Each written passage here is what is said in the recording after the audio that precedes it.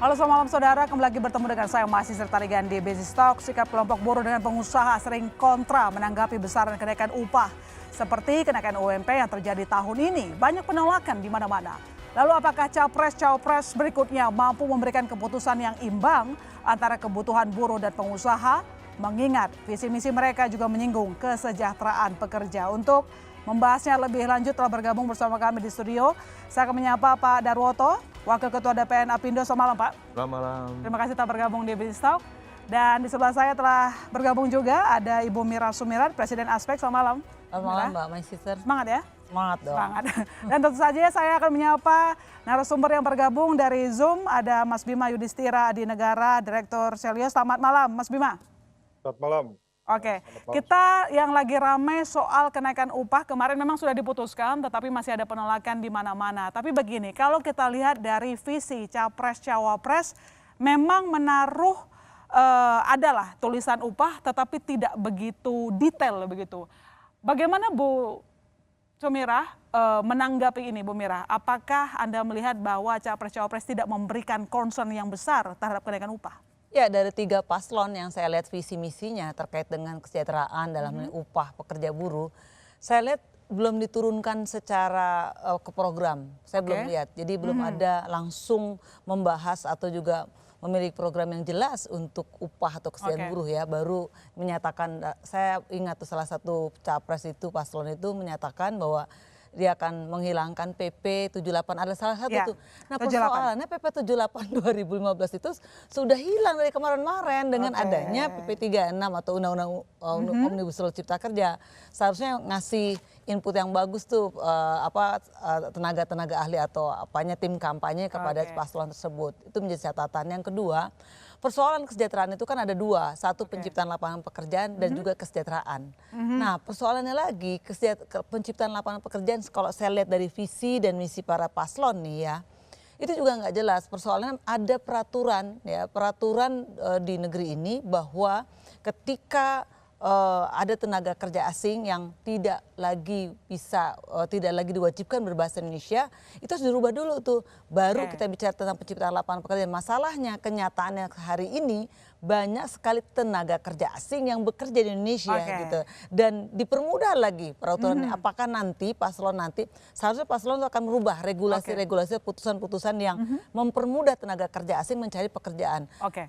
Ya. Artinya menganggap bahwa apa yang dituliskan tidak begitu lengkap, bahkan mungkin agak salah juga. Tadi salah satu disebutkan dari capres dan cawapres, saya rasa mereka menonton timnya begitu. Saya ke Pak Darwoto, apakah menanggapi visi dan misi yang sudah beredar luas begitu ya, menjadi jawaban terhadap pelaku usaha? Karena selama ini yang kita lihat setiap tahun pengusaha dan kelompok buruh selalu ribut soal nominal kenaikan upah.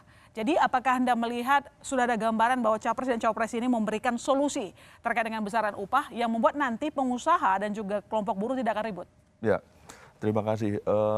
Kalau kita lihat visi dan misi para paslon capres ini, memang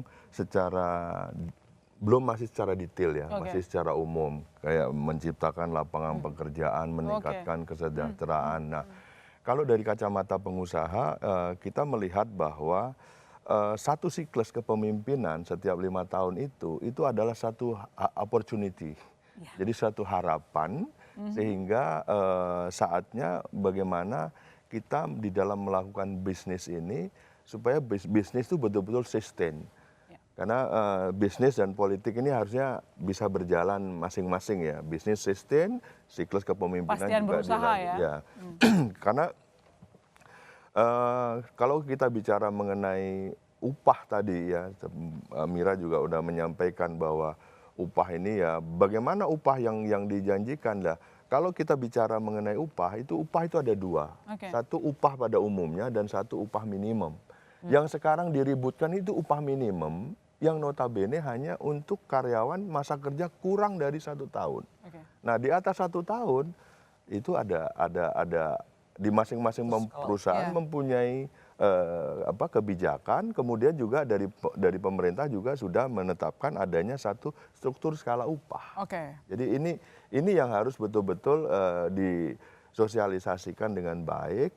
Nah sehingga kalau tadi dibilang setiap tahun ribut ya pasti kalau dari kalangan buruh minta naiknya tinggi, upah minimum. Nah, kalau dari pengusaha bukan minta itu, dari pengusaha pokoknya sesuai dengan regulasi yang ada itu sudah cukup.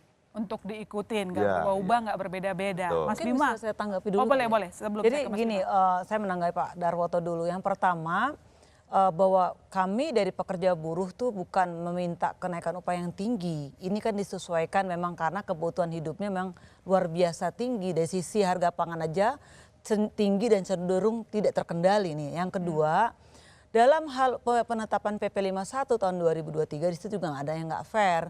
Inflasi ditambah pertumbuhan ekonomi, ada koefisien tertentu. Tadi dilihat datanya, inflasi aja udah 2, sekian persen, pertumbuhan ekonomi tahun 2023 ya, udah sampai 4 sekian persen. Itu aja udah kalau bicara tentang matematika itu udah 7% tuh. Kalau misalnya, nah tapi kan kenyataannya ada provinsi yang memiliki kenaikan UMP-nya 1,0 sekian persen. Nah persoalannya Pak Darwoto, ini ada teman-teman Pak Darwoto yang curang. Betul, filosofi UMP itu untuk pekerja di bawah 0 tahun, di bawah 1 tahun, 0 sampai 1 tahun dan lajang. Harusnya itu tuh filosofinya. Tapi kenyataannya ada kawan-kawan kami yang 1 tahun, 5 tahun, 7 tahun, 10 tahun masih UMP aja tuh. Nah sekarang dampak daripada Undang-Undang Cipta Kerja disiasati lagi oleh teman-temannya Pak Darwoto itu. Kalau Pak Darwoto sih enggak ya, tapi teman-temannya. Siapa sih yang curang, siapa yang curang? Oknum-oknum pengusaha nih sektor gitu mana ya. Kira-kira paling ya itu semua pengusaha sektor hampir. Jadi disiasati enggak. Pembelaannya gimana setiap ada permintaan dari kelompok buruh? Disiasatinya gini, dikontraklah itu karyawan 6 bulan, nggak sampai 1 tahun diputus. Jadi menghindari pekerja tetap sehingga pengusaha memberikan UMP gitu loh. Begitu nggak yang dilakukan? Sebenarnya yang dibicarakan ini adalah untuk pekerjaan-pekerjaan yang statusnya PKWT. Tapi kalau kita melihat perusahaan secara utuh, itu kan ada yang karyawan tetapnya, ada yang karyawan tidak tetapnya. Di PHK semua. Nah, sekarang ini kalau kita bicara mengenai apa namanya tadi, kita lupa bahwa dari tahun 2012 sampai tahun 2015 itu ada politisasi upah minimum yang luar biasa oleh kepala daerah yang kala itu mau maju sebagai mencuri pejabat hati daerah para gitu pemilih, loh. Sehingga kenaikan. Baik. Bayangin kenaikan dalam kurun waktu ya, saya kasih contoh aja di Bekasi. Tahun 2012 ke 13 naik sekitar 34% upah minimum loh. Padahal sebelumnya menggunakan aturan yang lama itu 3 pihak datang ke pasar, survei dan lain sebagainya. Di dalam kurun waktu 3 tahun setiap tahun di jumlah prosentasenya 70 sekian persen. Begitu dihitung secara value nilainya 96% selama 3 tahun. Waktu itu makanya muncullah PP 78. Gitu. Baik, ini soal regulasi yang dinilai oleh pelaku usaha juga suka enggak konsisten begitu ya. Saya ke Mas Bima. Gini, kita tadi sudah mendengarkan langsung pendapat dari kelompok buruh dan juga pengusaha masalahnya. Lalu kemudian kalau Anda sendiri melihatnya bagaimana dengan visi yang sudah tersebar luas begitu Capres dan Cawapres. Apakah Mas Bima juga setuju bahwa Capres dan Cawapres ini tidak memberikan ulasan yang komplit atau tidak memberikan perhatian yang cukup untuk membuat penentuan upah tidak menimbulkan keributan dan bisa mengimbangi kebutuhan pelaku usaha dan juga buruh? Sekarang yang bikin kebijakan paling tidak konsisten terkait dengan pengupahan kan zamannya Pak Jokowi kan. Beberapa kali dirubah gitu kan. 2015 kemudian Undang-Undang Cipta Kerja dianulir MK, bikin Perpu, ada Formula Alpha dan lain-lain. Itu kan yang jadi asal ketidakpastian kan justru di era Pak Jokowi itu. Yang kalau bicara soal visi misi dari Capres, itu kata kuncinya yang paling banyak memang Anies bicara soal upah. Tapi problemnya misalnya Anies saja yang bawa narasi perubahan itu tidak clear. Jadi 6 kata kunci di visi misi terkait dengan upah, tapi upah yang layak itu seperti apa? Kembali lagi ke PP 78, menggunakan KHL. Nah ini saya tadi setuju dengan Bu Mira bahwa timnya belum mampu untuk mendefinisikan secara detail formulasi upah yang bagus itu seperti apa. Kemungkinan besar karena takut juga nggak dapat dukungan dari pengusaha kan gitu. Iya. Apalagi kita lihat pengusaha di Indonesia ini masih ada yang percaya mitos. Kalau upahnya tinggi nanti inflasi misalnya. Hari ini yang namanya inflasi itu sisi pasokan. Jadi beras naik itu bukan salahnya buruh. Oke. Adanya harga BBM naik bulan September itu juga bukan karena buruh. Nah, sehingga kalau upah naik ini justru tujuannya adalah melindungi buruh dari inflasi. Nah, kedua itu soal masalahnya Pak Prabowo. Pak Prabowo juga di visi misinya menyinggung upah. Tapi begitu menyinggung upah, upahnya nggak nyambung. Yang mau dikoreksi adalah PP 78 2015. Itu tadi satu yang saya kira yang bikin dokumen ini nggak paham pengupahan nih bahaya gitu ya. Oke. Dan kemudian yang berikutnya lagi adalah soal upah. Tapi upahnya di situ disebutkan adalah upah ASN yang ingin kemudian dijadikan gaji yang lebih tinggi misalnya gitu, TNI Polri. Tapi kan itu tidak kena kepada masalah pengupahan yang dialami oleh teman-teman dari pekerja begitu kan. Terutama yang ada di sektor formal dan informal. Jadi belum menyentuh ke sana. Nah, untuk Pak Ganjar ada 2 kata kunci terkait dengan upah, tetapi di situ pun juga nggak clear sebenarnya perlindungan upah seperti apa yang akan didorong. Nah, jadi ini masih ngawang-ngawang ya, kemungkinan besar takut memang ketiga capres-cawapres ini untuk membahas detail soal pengupahan.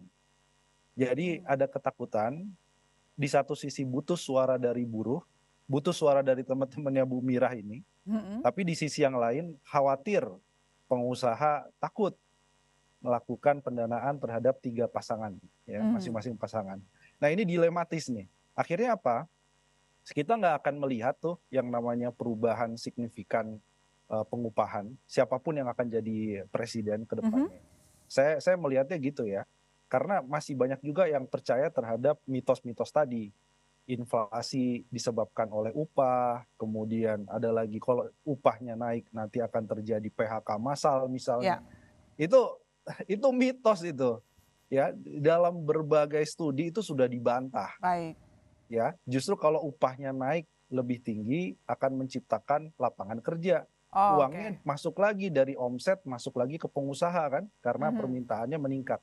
Nah, jadi logik-logik itu yang ketiga capres ini entah tidak berani atau nggak paham. Gitu Mbak Ilona. Oke, dan takut kehilangan suara, dilema antara suara buruh dan juga pengusaha dari simpulan Mas Bima gitu ya? Iya, nggak dapat uang dari pengusaha. Nanti kita lanjutkan diskusi kita Mas Bima, ditahan dulu, jangan kemana-mana saudara, Bisnis Talk masih akan segera kembali.